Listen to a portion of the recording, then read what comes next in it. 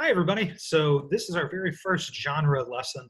I'm going to record this, and hopefully as I go along, I'll put little links in that you can listen to some of the songs that I'm going to be talking about and some of the things that I'm going to be talking about because I can't embed them within this presentation. So the very first genre that we're going to learn about is actually two genres combined together. So this is a somewhat longer video than I really wanted it to be, but there's so much to talk about the origins of American music. So to begin with, I'll just say that the first genre that we're looking at is folk. And folk music is traditional music. It's made by and for people, as opposed to commercial music, which is usually meant for sale or performances where people would pay. That doesn't mean that folk music isn't ever commercialized, but in its roots, it's all about playing music that people want to sit around and listen to at home. And really, in the United States, we have kind of two origin points. We have Anglo-Celtic music, that was about England, Anglo, and Celtic, like kind of Ireland. And that became the music of Appalachia and the British colonies by about 1800, 1850. And then the second place where we see a lot of music coming from is rural West Africa. And a lot of that music is transplanted with enslaved people who are brought to the United States to the rural South. And New Orleans especially becomes kind of a melting pot of enslaved people's musics. Audio elements are pretty much in common, actually, a lot of times with both groups. Both groups use vocals. They use a traditional African instrument that becomes known as the banjo. They use the violin, which kind of is adapted and becomes known as the fiddle in the United States. And body percussion is really common, so hand clapping and foot stomping and things like that. Usually music was made for three purposes. You had recreational music, you had work music, and you had religious music. In this video, we're really going to talk about recreational music. Work music and religious music will come later. And that music was made for oral history, where people would tell stories about what happened, or they would tell romance stories. And a lot of times they would also have dancing music, right? So those were called jigs or reels, like R-E-E-L-S. So you had these ballads, and then you had jigs and reels, and we'll look at kind of those as we go along. So all of the genres are going to have the same structure. So I'm just going to take a moment to say, I'll first talk about the historical context of when this music was made, why it got made, a little bit about the musicians, the people who would listen to it originally, and the subjects that they would talk about in the music. Then we'll dive into the audio elements, and that'll try to draw out some of the important commonalities among some of these songs in terms of the instruments and vocals they would use, the timbre, which is kind of the sound, and some people describe it as the color of the sound, and what we can distinguish different voices, right? You know, someone's raspy or someone's really clear, if a trombone is muted, right, or if it's very quiet or something. And tempo is the speed of the music, and so we'll kind of talk about that. And then the pitch would be basically the part of the scale that we're talking about. So is it high pitched, really, really high, or really low? And that's kind of something that we'll kind of take a look at. Then common musicians, common important songs to know, and then we'll dive into the song analysis guide. So let's get started. The very first one is going to be African and African-American folk music. And the historical context of that is that enslaved people, Africans, were bringing music from their homes in West and Central Africa to rural plantations, and sometimes to larger southern cities like New Orleans, where there was a square that's just incredibly famous in music history called Congo Square, where enslaved people were allowed to come and free people, free blacks were allowed to come, and they would listen to music every week in this great big open public square. And you would have drumming, and you would have dancing, and it would be a mixing of all of these different traditional styles. And it was more than a century that it existed in New Orleans. The music generally reflects the challenges of slavery, right? It's in broad terms, it's about the lived experience of people who are living and they're being treated as if they are just cattle, right? Chattel slavery. In terms of the musicians, we had musicians from all different genders and a variety of ages. So we have children's songs, we have adult songs, we have men and women. Sometimes they would have gender segregation in their music. You know, you just have a women's song or a wives' song, for example. Audiences kind of depended on the particulars, right? If we're talking about recreational music, you would have sometimes it would just be a small group of people in a plantation farm gathered for dancing or recreation. Sometimes you'd have these great big groupings like at Congo Square, and that's a photo there. It's a photo of a drawing of Congo Square, and where you had these dances and things in large groups. That's just a little bit more unusual. Typically, it was smaller groups on farms. The subject matters for recreation was usually tied to dance music, family life and tradition, and sometimes oral history is passed down as well. This is a whole lot of text, a whole lot of words.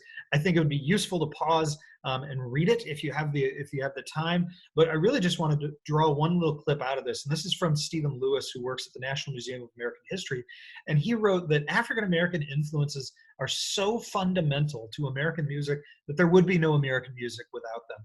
And then down here at the bottom, it goes into some detail about what does that mean? What does African music traditions mean?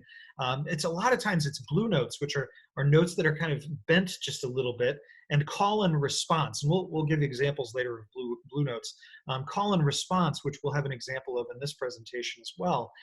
Those kinds of things are really common parts of music today, but they come out of an African context. At the same time, syncopation is another thing that we're going to learn about in this unit, and it's a really common feature of African songs as well. Let's switch over to Anglo-Celtic folk music. This is the music of lower economic status, lower social class, rural people living in Britain. So these are Anglos, right? English people, sometimes Scottish people. They're moving to the British colonies or the United States 200 years ago, right, in 1800, and they are coming late to the party in a lot of cases. They're not coming, and I'm going to use this map over here, they're not coming to the really good land in South Carolina and Virginia, and these places are already full up of folks who came before them. These people are going to, the folks we're talking about are moving into the up country, right, up into the Appalachian Mountains, and in many cases, they're going to preserve the music of their forebears way longer than the folks who move onto the coasts, because coastal folks are those, you know, the rich folks, and they're going to be embracing the newest trends. A lot of these mountain folk are going to keep these songs alive for hundreds of years. Their music reflects romance, and it's about political disputes and the challenges of living in a really tough environment, you know, where they're moving to. The musicians were from all genders. A lot of times it's going to be adults who are singing the songs, though, or who are playing the music. It's not as many children's songs that we get in this tradition, although early, you know, Anglo-Celtic ballads do exist that were sung by children. Audiences are really similar, what we were talking about with African and African-American folk music. Small frontier communities, holidays and festivals. They might have a dance where a few hundred people could gather and listen to music and dance together in a town.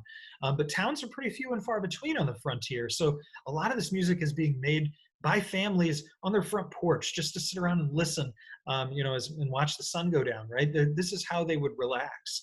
A lot of times it's oral histories. One thing I'll say is that some of their songs are about murders, right? And that's a really interesting subgenre of Anglo-Celtic music, are called murder ballads.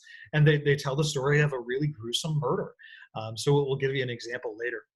Here's a quote from Masterless Men. It's a history book about this. And this is, I think, an interesting clip from it. As Hinton Helper wrote in 1857, the lords of the lash, right, the rich plantation owners, they're not only the absolute masters of blacks, they are also the oracle and arbiters of all the non-slaveholding whites, whose freedom is merely nominal. That means it's only in name. They are free, but their unparalleled illiteracy and degradation is purposely perpetrated.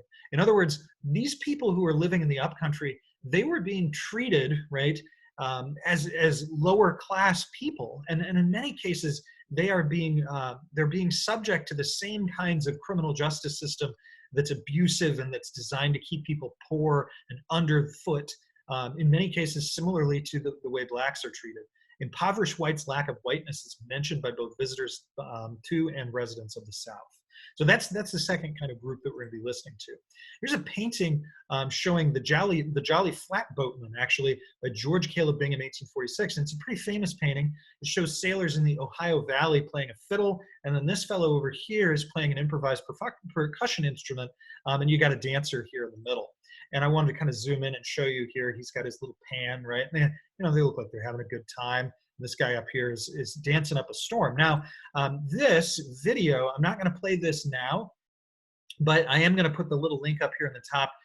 And it's D. Ray White, who's a really famous dancer from West Virginia. And he actually dances almost exactly like this fellow down here. So just watch the first couple of minutes. It's from a documentary about it, about this dancing style of this area.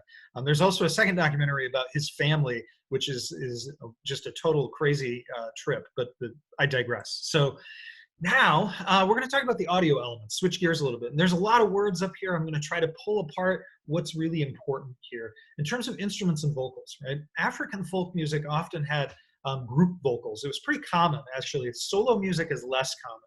And secondly, they had percussion instruments. Now, this is a point of contention. I probably shouldn't have even included it here, drums. Drums are integral to African music. But in the New World, when these people are being brought to the United States or the colonies, they're in many cases not allowed to have drums. They are 100% forbidden instruments. They sometimes would be allowed to have things like balafons or guil, or a xylophone is another name for it. I have one actually that I'll show in class. They would use that. They would use spoons, but even more commonly, they'd use body percussion, hand clapping and foot stomping, or banging a wooden object, a broom handle, onto some boards or something. They would bring the banjo, right, or the fiddle later on, but especially the banjo, a stringed instrument. The timbre of their sounds is usually layers, right? You're going to have layers of muffled sounds of that percussion, and then really crisp sounds sometimes with spoons. Lively metallic music for banjos and fiddles, really. Tempo is going to vary, depends on what the song's about. Dance songs are usually pretty up-tempo, fast, right? You know, really quick. But they would also have a special kind of usually up-tempo song called a ring shout, where the movement would be part of the song as well. And there's actually a little drawing of one here where people are moving in the song and they're dancing, and part of it is the foot stomping. So there's lots of videos of those as well. The pitch, originally a lot of folk songs are in the pentatonic or 5-note scale. By the early 1800s, a lot of their songs had gained the heptatonic scale, and later on, work songs are usually going to be at a lower pitch, a little lower, but religious and recreational music is higher. This is that painting that's in the previous slide. It's actually a really famous painting. It's a watercolor by John Rose, who is the plantation owner, likely, of these people. And the reason this painting is so famous is it shows Black people living their lives. And it's at a time in the 1770s and 1780s when most of the time, if you saw art of these kinds of folks, they weren't going to be depicted doing what they wanted to do, pursuing their interests. And you can see here them dancing. They're dancing, they're hanging out, having a good time. And this guy has a banjo, and it's such an early banjo. It's so cool to see. It's one of the earliest depictions of it. We got a fellow over here playing percussion as well. In terms of audio elements of Anglo-Celtic music, similar stuff, but ballads are often going to be a cappella and oftentimes solo.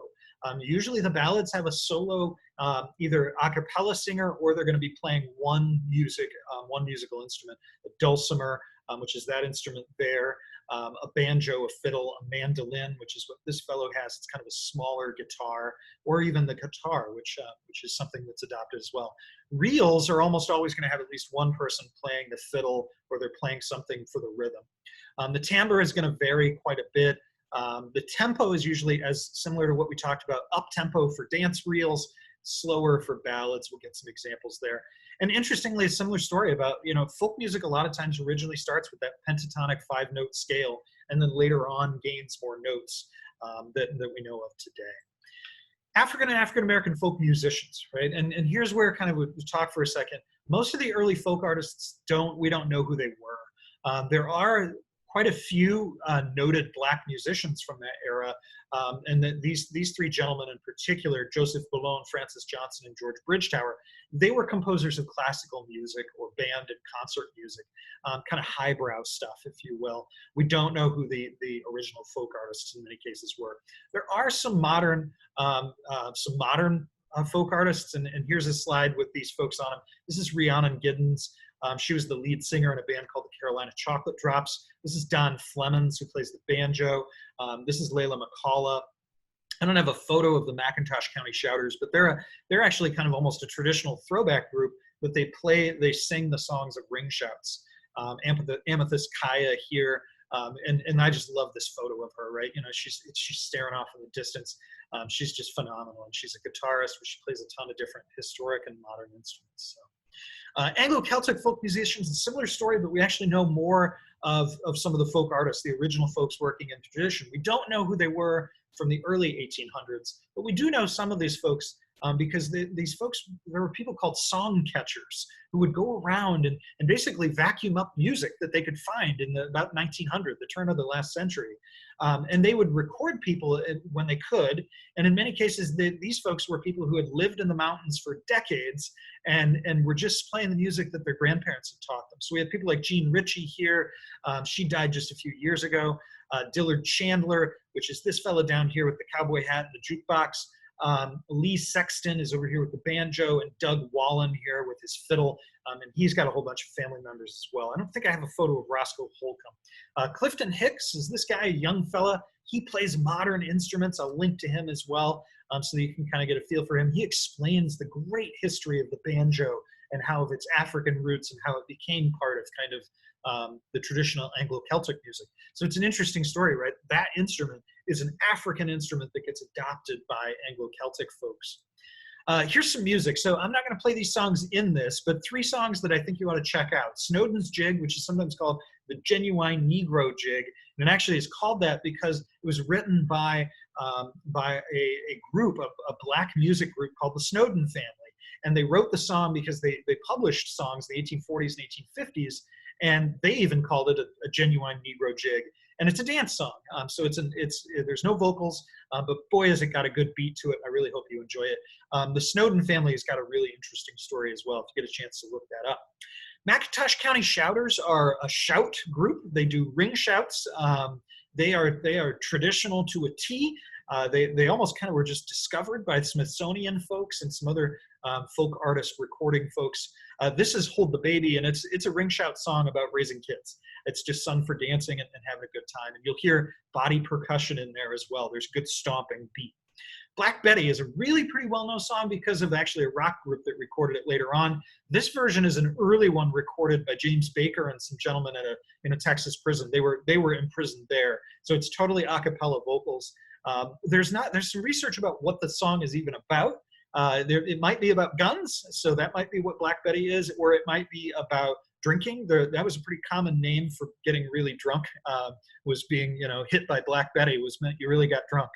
So we're not really sure what it's about. This is a field work song version of Black Betty, but it probably is pretty old. Some Anglo-Celtic songs I think you ought to check out. Omi Wise is it's a fascinating song. It's actually a true story. It's a murder ballad, and it's about a girl named Omi Wise who was murdered by an older man named Jonathan Lewis. I don't want to spoil too much of it, but the song here it dates to 1820 when the murder happened, and it is a play-by-play of this murder. So I really encourage you to check that out by Doug Wallen. His performance, right? He didn't write it. He's not 200 years old. Barbara Allen is just one of the most common Anglo-Celtic songs ever. The version I've got here for you by Frank Turner is amazing. It's guitar and vocals. The song itself is more than 300 years old, right? Think about that. This song has been passed down to generation for hundreds of years. It's about a man who's dying, and he's in love with this girl, and he says, please come to me, come to my sickbed. And then she shows up and he goes, I'm dying, I love you. And she goes, yeah, okay, peace. She rejects him and then he dies. Yeah, talk about brutal, right? Challenges of rural life, murder, and then you get rejected. This last one is a good little jig song. It's commonly sung on ships. It's sometimes even called the sailor's hornpipe, but it's called the college hornpipe as well. And there's a pair of fiddle artists who are doing that. That ends our presentation. If you were in class with me today, we would take a look at the song analysis guide and we'd discuss 2 additional songs. But I hope this has really been informative for you and that you get to check out some good music. I'll see you next time.